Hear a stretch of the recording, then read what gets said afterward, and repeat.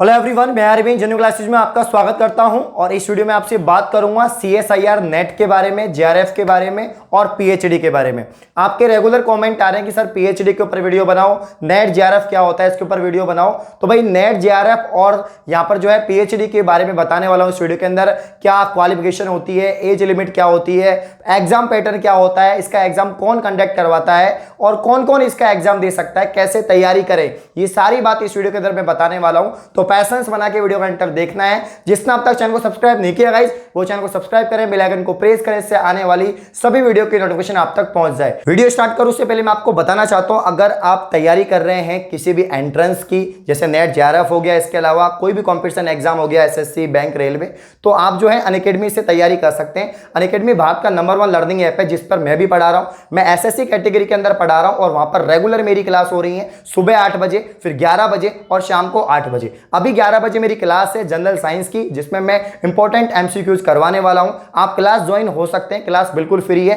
Class का link description में है, उस पर क्लिक करें, क्लास ओपन हो जाएगी। और अपकमिंग क्लासेस के लिए आप मेरी अनअकैडमी प्रोफाइल पर फॉलो कर सकते हैं, उसका लिंक भी डिस्क्रिप्शन में। तो आइए वीडियो को स्टार्ट करते हैं। आप सभी को पता है कि UG फाइनल ईयर की जो एग्जाम है वो लगभग कंप्लीट हो चुकी है BSc वालों की। वहीं अगर हम MSc की बात करें, MSc फाइनल ईयर वालों की जो एग्जाम है वो भी हो चुकी है। तो MSc के बाद में ज्यादातर बच्चे जो होते हैं वो लेक्चरशिप की तैयारी करते हैं, कॉलेज लेक्चर के लिए अपनी तैयारी करते हैं। तो उसके लिए आपको जो है CSIR नेट करना पड़ता है। तो CSIR नेट क्या होता है ये हम जानते हैं। तो सबसे पहले हम जानेंगे कि CSIR नेट JRF क्या है।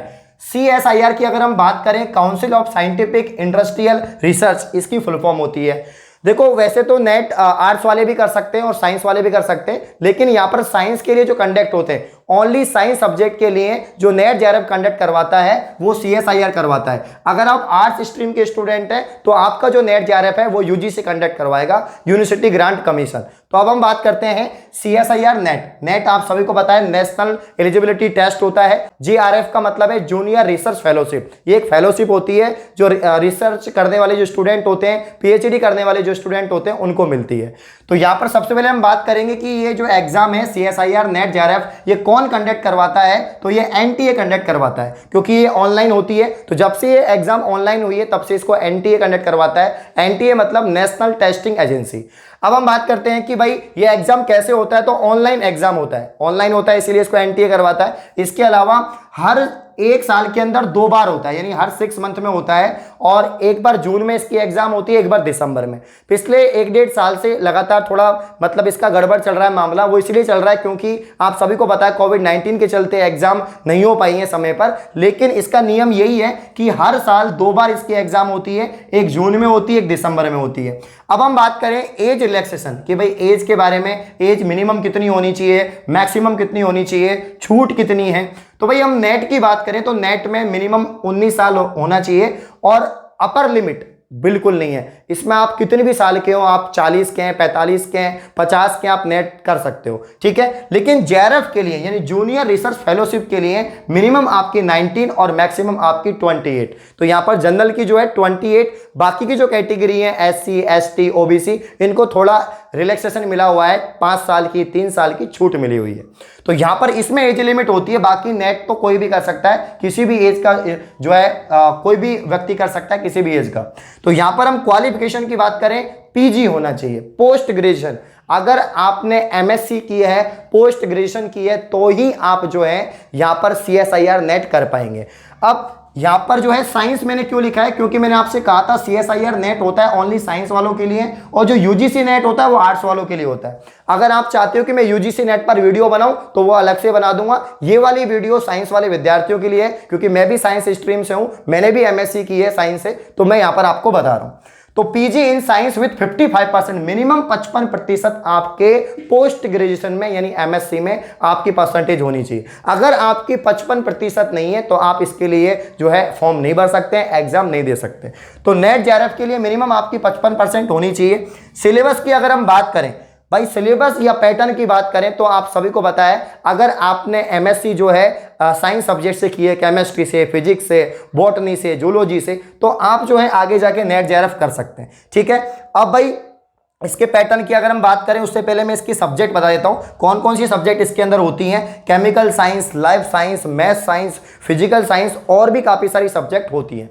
अलग अलग सब्जेक्ट का पैटर्न अलग अलग होता है, अलग अलग नंबर के क्वेश्चन आते हैं उसके अंदर।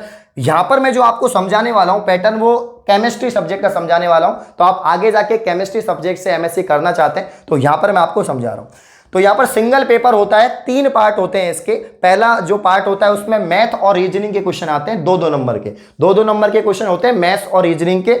और ये आपके 20 क्वेश्चन होते हैं। करने कितने होते हैं, अटेम्प्ट कितने करने होते हैं, 15, ओनली 15 अटेम्प्ट करने होते हैं 20 में से।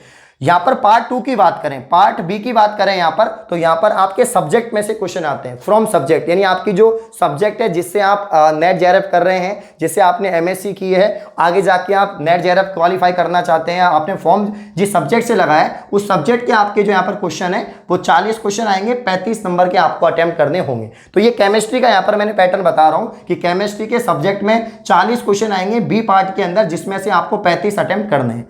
अब हम बात करें यहाँ पर तीसरा पार्ट, जो सबसे मेन पार्ट होता है और जिसका सिलेक्शन होता है वो इसी पार्ट से होता है, क्योंकि सबसे ज्यादा नंबर का पार्ट यही है। तो यहाँ पर 4-4 मार्क्स के क्वेश्चन आते हैं, 60 क्वेश्चन टोटल आते हैं, करने ओनली आपको 25 क्वेश्चन करने होते हैं। तो यहाँ पर 60 में से आपको 25 करने होते हैं, यहाँ पर 40 में से 35 करने होते हैं, और यहाँ पर जो है आपको लगभग 20 में से 15 करने होते हैं, यानी 120 क्वेश्चन होते हैं और 75 आपको अटेम्प्ट करने होते हैं।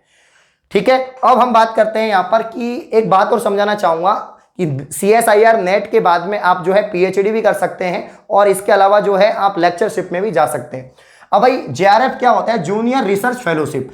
अगर आप ये एंट्रेंस दे रहे हैं नेट JRF और आपकी रैंक अच्छी आती है तो आप, और रिसर्च फील्ड में आप जाते हैं तो आपको एक फेलोशिप मिलती है, आपको कुछ महीने का जो है फेलोशिप दिया जाता है रिसर्च के अंदर। अभी जो वर्तमान में चल रहा है लगभग 37,000 रुपए पर स्टूडेंट्स को मिलते हैं, जो रिसर्च कर रहे हैं, जो PhD कर रहे हैं, उनको लगभग 37,000 अभी प्रेजेंट में मिल रहे हैं। बाद में ये बढ़ जाएंगे, क्योंकि पहले 35 मिलते थे, अब 37 हो गए, हो सकता है 42 हो जाए, 45 हो जाए, तो हर साल ये बढ़ते हैं। अब यहाँ पर रिसर्च फेलोशिप हो गया, ये PhD का रास्ता खोल देता है। अगर आप JRF निकालते हैं नेट के साथ में तो आपका PhD का रास्ता खुल जाता है, आप रिसर्च फील्ड में जा सकते हैं, आप किसी भी सब्जेक्ट के अंदर, किसी भी टॉपिक के अंदर रिसर्च कर सकते हैं। अब हम बात करें LS की। LS क्या होता है, अगर आपकी JRF नहीं निकली है लेकिन आपका नेट क्वालिफाई हो गया है तो आप LS कर सकते हो, LS का आपको सर्टिफिकेट मिलेगा। LS यहां पर क्या है, तो यह है लेक्चरशिप। लेक्चरशिप मतलब आप किसी भी यूनिवर्सिटी के अंदर, किसी भी कॉलेज के अंदर, किसी भी स्टेट के अंदर जो कॉलेज हैं, जो PSCs हैं, उनके लिए आप अप्लाई कर सकते हैं असिस्टेंट प्रोफेसर के लिए। तो किसी भी सरकारी या गैर सरकारी कॉलेज के लिए आप असिस्टेंट प्रोफेसर के लिए अप्लाई कर सकते हैं, अगर आपने ओनली नेट निकाल रखा है या LS का सर्टिफिकेट है।